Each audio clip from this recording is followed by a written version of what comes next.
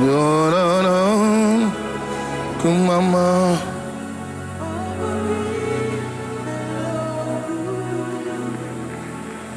Le Saint-Esprit est là.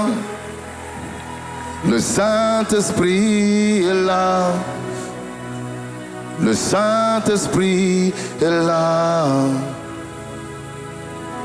Oui, je le sens. Le Saint-Esprit est là. Le Saint-Esprit est là. Le Saint-Esprit est là. Oui, je le sens.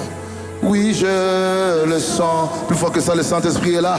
Le Saint-Esprit est là. Le Saint-Esprit est là. Le Saint-Esprit est là. Oui, je le sens. Oui, le Saint-Esprit agit. Le Saint-Esprit agit. Saint-Esprit agit. Le Saint-Esprit agit. Oui, je le crois. Le Saint-Esprit guérit. Le Saint-Esprit guérit.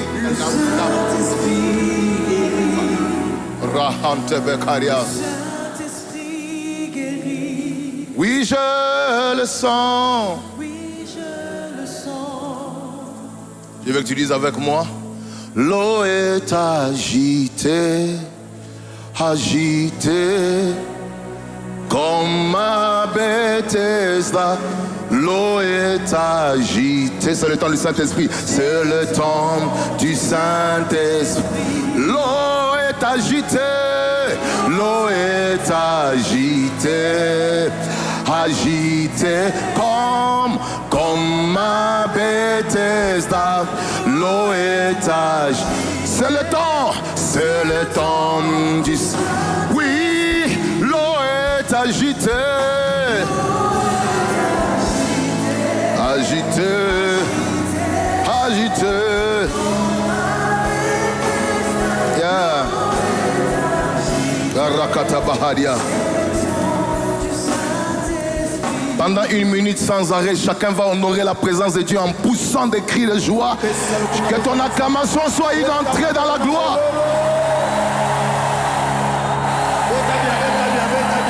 Que celui qui est en train de pousser des cris voie la muraille de Jéricho tomber au nom de Jésus-Christ.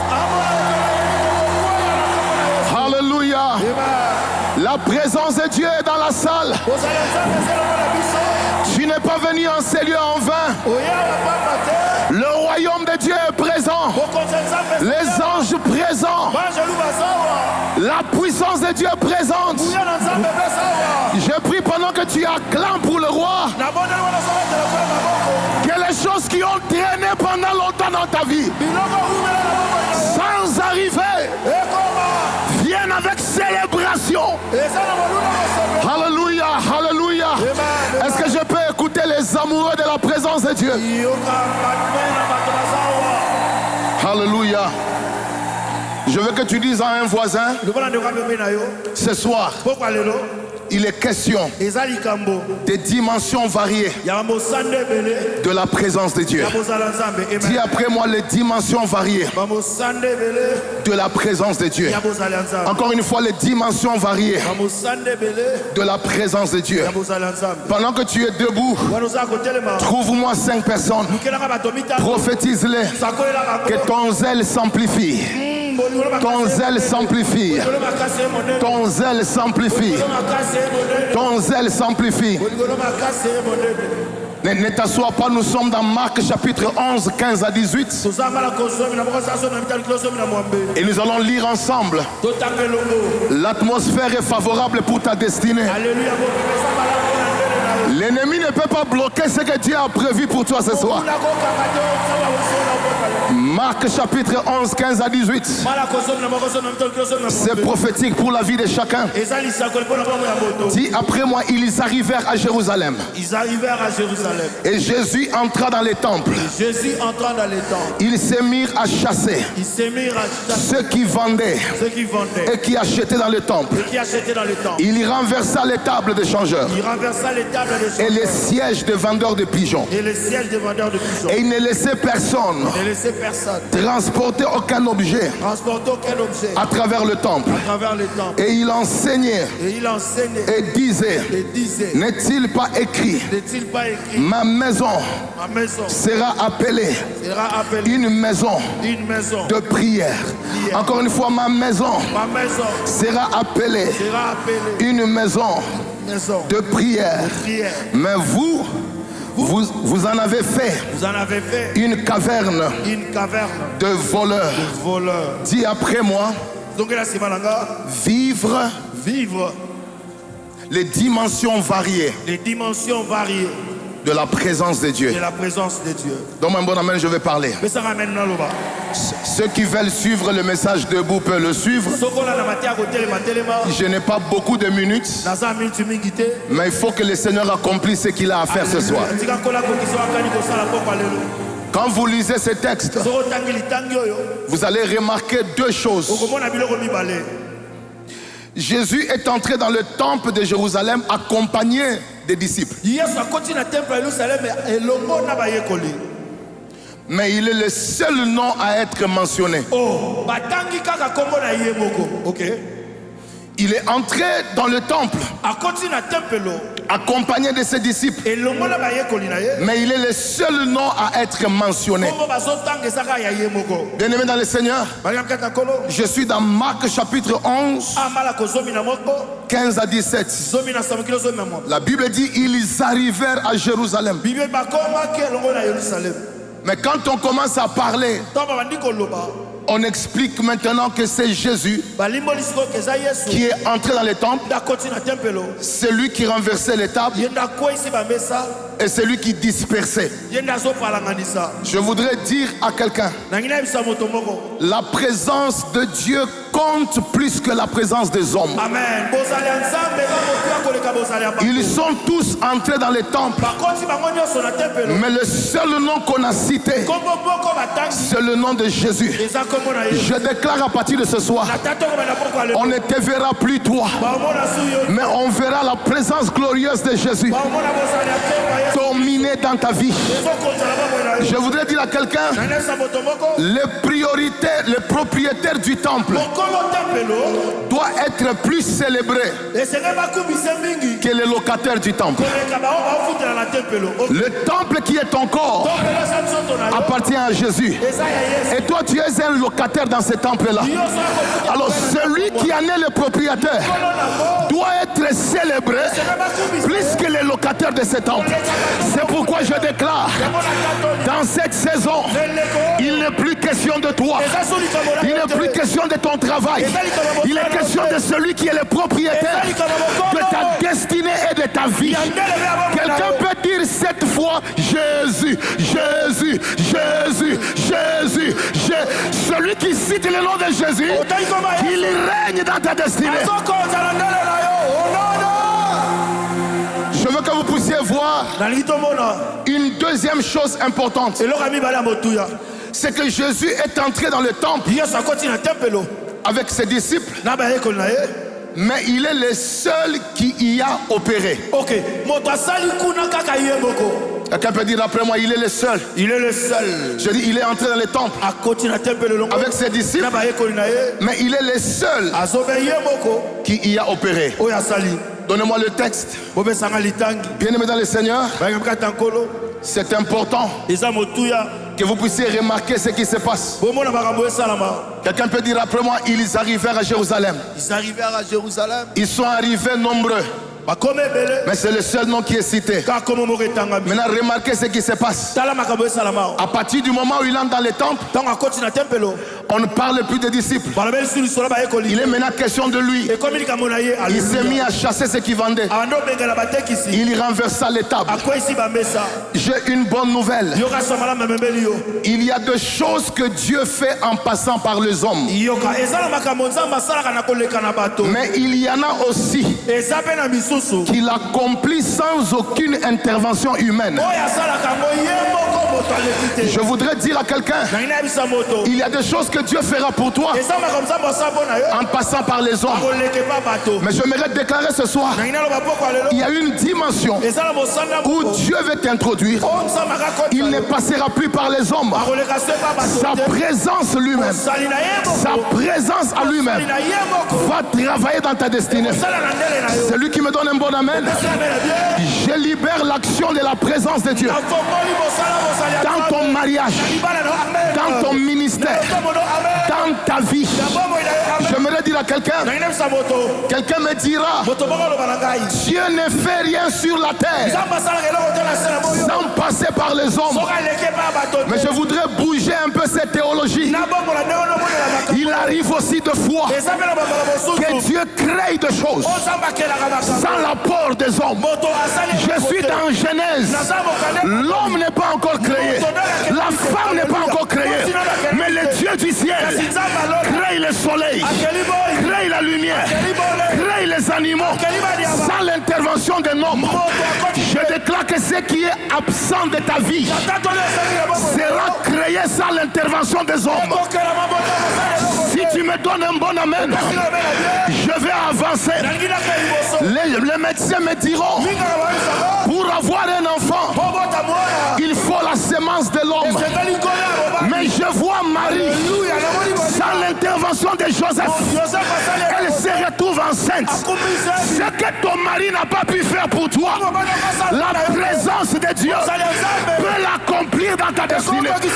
Celui qui me donne un bon amen, je prêche la parole. Pour la résurrection de Lazare, il fallait que les hommes enlèvent la pierre et les délits. Il fallait les hommes. Mais pour la résurrection de Jésus, il n'y avait aucun homme pour ôter la pierre, ni aucun homme pour enlever le linge. Parce qu'il arrive dans la destinée que la présence de Dieu que tu as cherché occupe le territoire de ta vie. Ce n'est plus toi qui agis, c'est Jésus qui agit. Donne-moi un bon amen, je parle. Je t'introduis ce soir dans la saison des miracles sans l'intervention humaine. Jéricho va tomber sans le burin. Je dis Jéricho va tomber sans le burin. La mer rouge va s'ouvrir et ça va se refermer sans l'intervention des hommes. La manne va tomber du ciel sans l'intervention des hommes. Alors je parle à tout celui qui a cherché Dieu dans ses bundas en cherchant la présence de Dieu.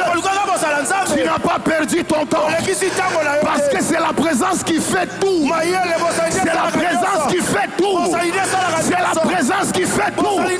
Pendant que tu es en ces lieux, je vois Dieu en action dans ta maison. Dieu en action dans tes études. Dieu en action dans ta famille. Celui qui me dit Amen. Celui qui me dit Amen. J'avance avec le message. Pendant que tu dis yes, je prophétise sur la vie de quelqu'un. Ceux qui ont dit qu'ils ne vont pas t'aider, mais ils t'ont laissé venir à Bunda. Ils t'ont jeté entre les mains de celui qui fait aussi beaucoup lorsque les hommes sont absents. Celui qui bouge un peu comme ça, que le ciel bouge. Je dis que le ciel bouge. Si tu me donnes un bon amen, je prêche. Mon ami, il y a quelque chose qui m'a béni. Dieu n'agit pas toujours en réponse à nos prières. Ok.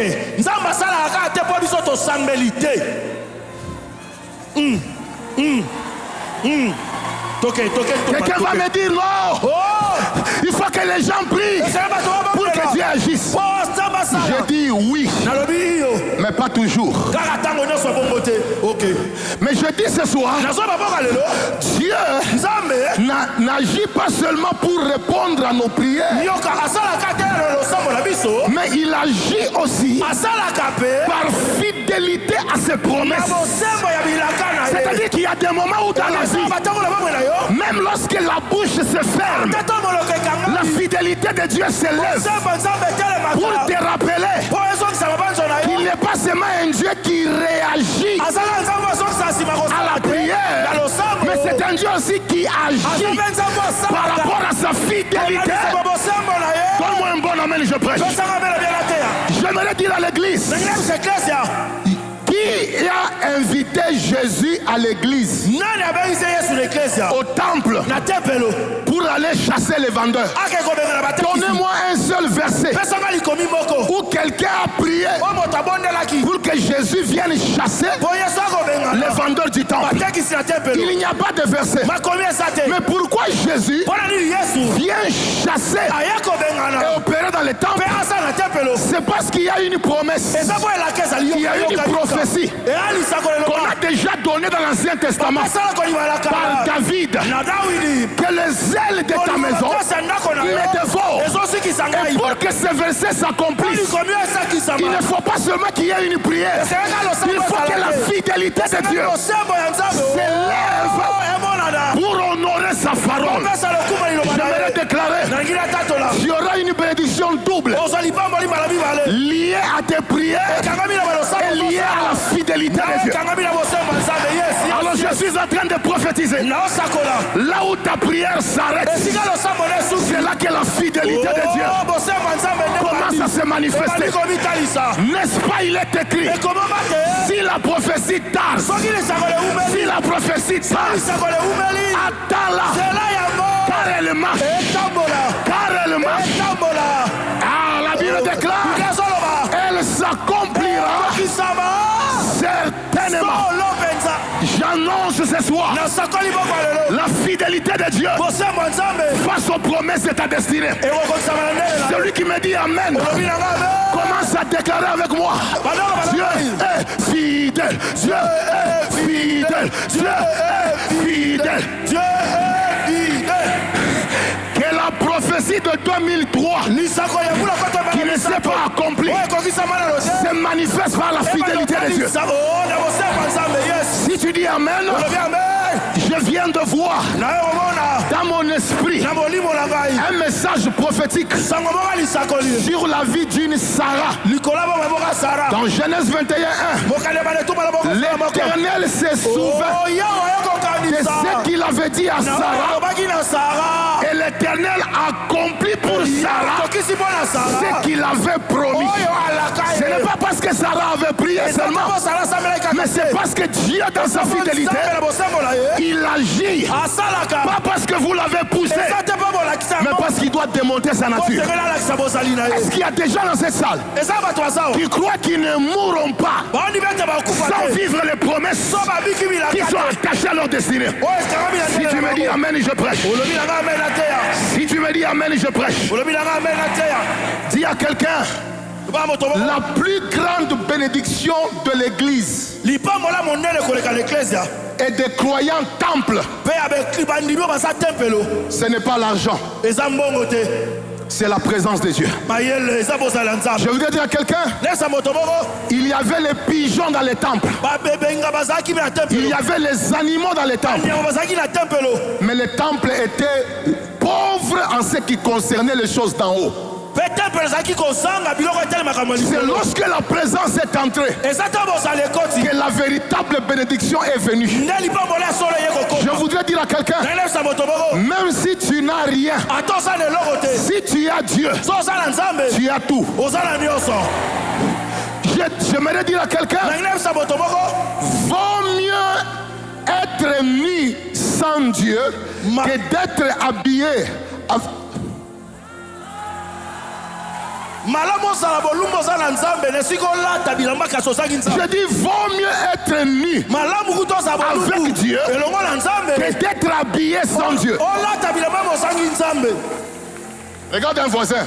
Dis-lui, vaut mieux être dépouillé avec Dieu que d'être habillé sans Dieu. One échec.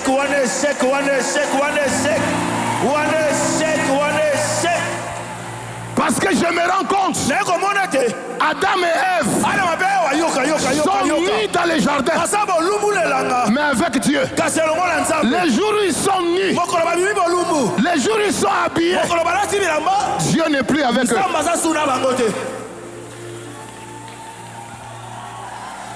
Comment se fait-il? Deux personnes sont avec Dieu sans habit, mais les jours où Dieu les quitte, ils sont habillés. Ça signifie la bénédiction matérielle sans Dieu est une autre forme d'échec. Je t'interdis d'envier la richesse des païens parce que comme Dieu est absent, c'est une autre forme de pauvreté. Alors je voudrais dire à quelqu'un, tel que tu es debout, tel que tu es assis, tu as tout ce qu'il te faut, mais c'est l'heure de la manifestation que tu attends. Alors je voudrais que celui qui a Jésus dise après moi j'ai tout. Dis après moi j'ai tout. Celui qui a Jésus, il a la grâce. Dis après moi il a la grâce. Dis après moi il a la grâce. Donne-moi d'abord grâce. Donne-moi d'abord grâce. Oui, le bonheur et la grâce m'accompagneront tous les jours de ma vie. Donne-moi d'abord grâce. Il m'invoquera et je lui ferai grâce. Donne-moi d'abord grâce. Il est écrit, la loi est venue par Moïse, mais la grâce est venue. Donne-moi d'abord grâce. Si je suis ce que je suis, donne-moi d'abord grâce. Ma grâce même si tu n'as rien, mais la grâce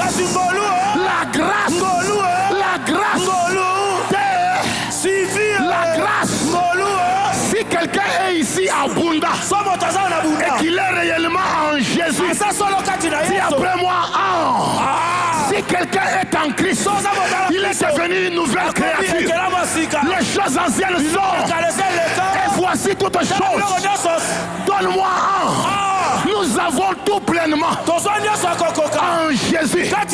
Donne-moi en lui nous avons été scellés du Saint-Esprit qui est le gage de notre héritage. Dis d'abord dis d'abord Christ en nous.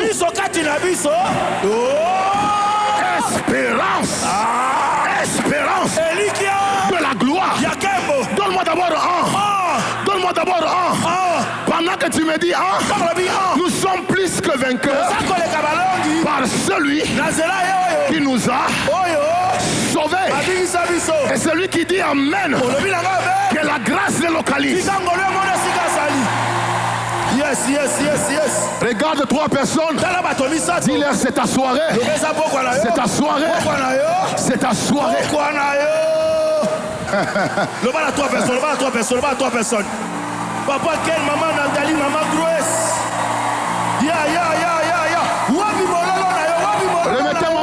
Remettez-moi mon texte. Alléluia. Alors je voudrais dire à l'église, la présence de Dieu est multidimensionnelle. Rappelez-vous, ce soir le Seigneur m'a instruit de vous révéler les dimensions variées de sa présence dans le temple. Répète après moi, la présence de Dieu est multidimensionnelle. Alors pendant que je suis en train de prêcher, je voudrais que chacun de vous découvre, lorsque tu es un temple de Dieu, tu dois connaître les dimensions variées de sa présence. Alors la première dimension, dis après moi la première dimension, c'est la dimension silencieuse. de la présence de Dieu. La dimension quoi? Silencieuse. Donnez-moi Marc 11. Est-ce qu'il peut y avoir un silence total dans la salle? Mais si tu fais kimia. La présence quoi? Silencieuse. Dieu n'agit pas toujours avec le bruit ou dans le bruit. Parfois son silence est une préparation à des grandes choses. J'aimerais vous rappeler que le jour avant que Jésus n'entre dans le temple pour agir, Jésus était entré à Jérusalem et dans le temple, mais il n'a rien fait. Mais il était présent. Jésus entra à Jérusalem dans le temple. Quand il eut tout considéré, comme il était déjà tard, il s'en alla. Ce qui m'étonne, c'est qu'il était présent, mais silencieux. Je voudrais dire à quelqu'un, ce n'est pas parce que Dieu ne parle pas qu'il est absent. Ce n'est pas parce que Dieu n'agit pas qu'il est absent. Parfois il peut être là, mais silencieux. Je voudrais dire à toutes les personnes qui vivent le silence de Dieu,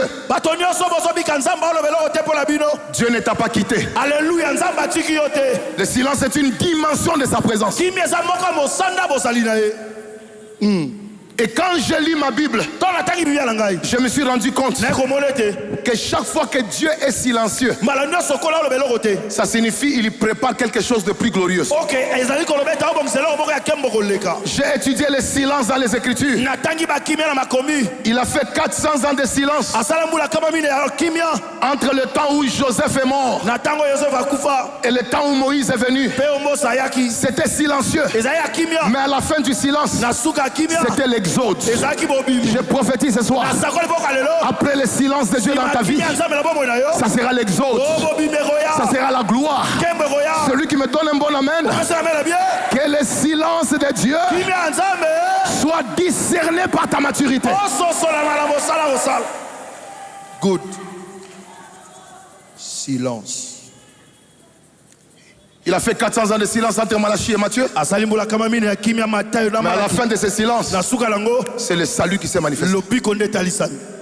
Je voudrais dire à quelqu'un, ne sois pas découragé par le silence de Dieu. C'est une dimension de sa présence. Il peut être présent, mais silencieux. Merci. Dis après moi, deuxième dimension. Deuxième dimension. C'est la dimension qu'on appelle la dimension combative. La dimension combative de la présence de Dieu. Yes. Donnez-moi le verset. Je voudrais qu'ensemble que nous puissions voir cela. La dimension combative de la présence de Dieu, c'est lorsque lui-même s'engage pour combattre pour toi. Yes. Yes. Et quand tu pries, tu dois compter que tu ne combats pas seul. Il y a un Dieu au ciel. Sa présence a une dimension de combat. Donnez-moi Marc chapitre 11. Regardez le verbe du combat qui sont attachés à la présence de Jésus. Le premier verbe, donnez-moi le texte. Verset. Il entra à Jérusalem dans le temple. Verset 15. Que nous dit la Bible? Regardez ce qui se passe. Il est arrivé à Jérusalem. Il s'est mis à faire quoi? Premier verbe. À faire quoi? À chasser. Deuxième verbe. Il s'est mis à faire quoi? À renverser. Troisième verbe. Il s'est mis à faire quoi? À disperser. Troisième verbe. Et il interdit. Il empêcha les gens de transporter les choses. J'ai une bonne nouvelle. À partir de ce soir, que la présence de Dieu que tu as cherché entre dans la dimension combative. Pendant que tu es ici, Dieu combat pour toi. Cette maladie ne t'atteindra pas. Je dis, ce blocage ne te retiendra plus. Parce que la présence de Dieu a une dimension combative. Et la Bible déclare J'aime la finalité. Avec Dieu, nous ferons des exploits. Pas moi, mais lui écrasera nos ennemis. C'est pourquoi je me dis à quelqu'un, ce n'est pas un homme qui fait la délivrance. Ce n'est pas un homme qui chasse les démons. Jésus dit, si c'est par l'Esprit de Dieu que les démons sont chassés, donc le royaume de Dieu est venu vers vous. Ça signifie, dans la dimension de la présence de Dieu, Dieu combat pour nous. Amen.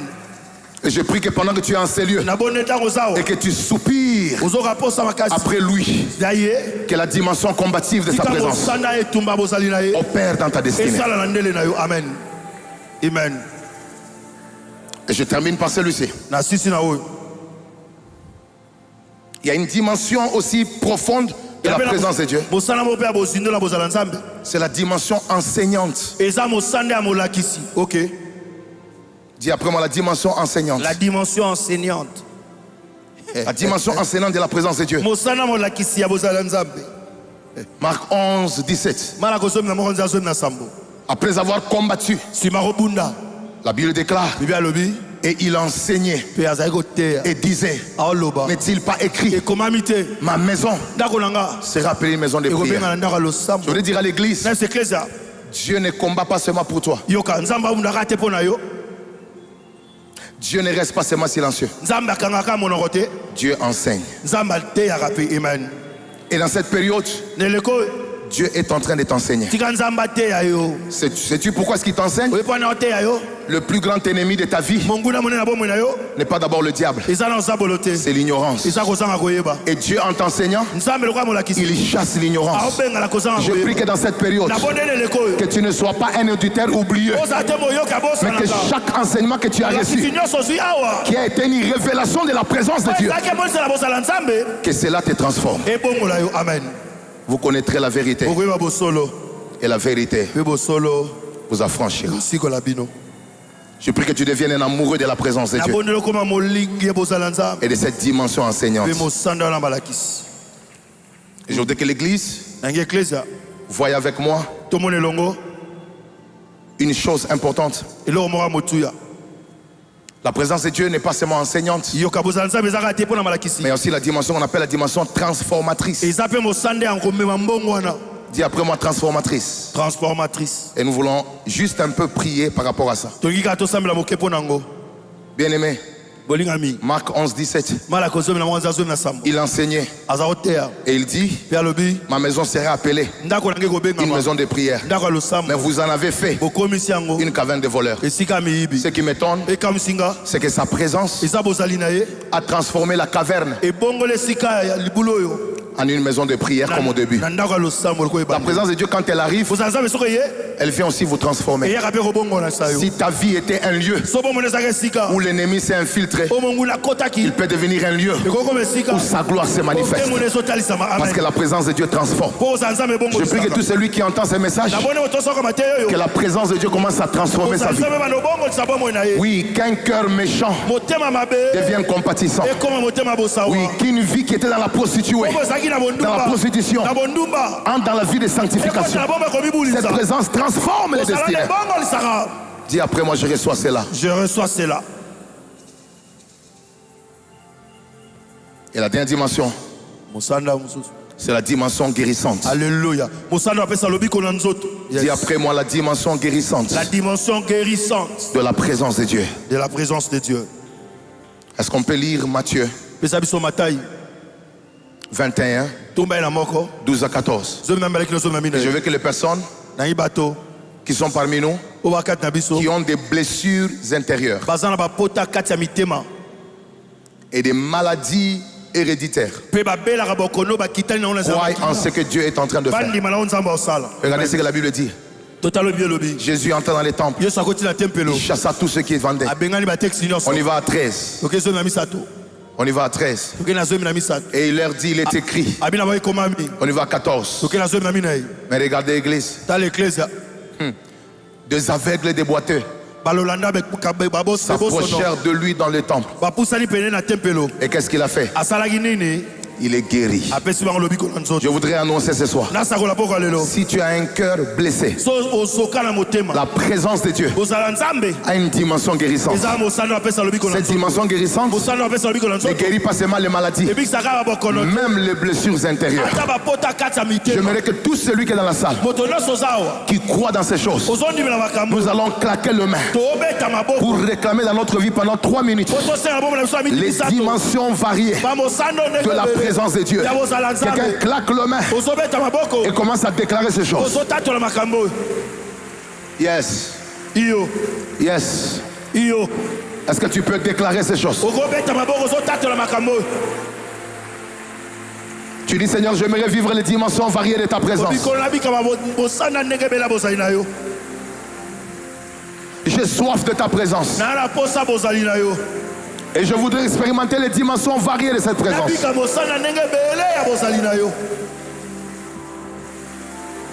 Alléluia. Alléluia. J'invite toute l'assemblée à être debout. Je vais vous prêter quelques mots. Et nous allons nous libérer. Dis après moi. Au nom de Jésus. Je crois dans les dimensions variées de la présence de Dieu dans ma vie en tant que son temple. Saint-Esprit, je viens avec foi, avec soif, déclarer la manifestation de toutes les dimensions variées de la présence de Dieu. La dimension transformatrice, la dimension enseignante, la dimension combative. Père éternel, je crois à partir de ce soir que ce que les hommes n'ont pas pu faire pour moi, ta présence le fait. J'ai soif de toi, je te désire. Chacun de nous va déclarer la liberté de la présence de Dieu dans tout ce qu'il entreprend. Commence à prier. Commence à prier. Commence à prier. Alléluia. Alléluia. Praise God. Praise God. Praise God. Alléluia. Déclare cela.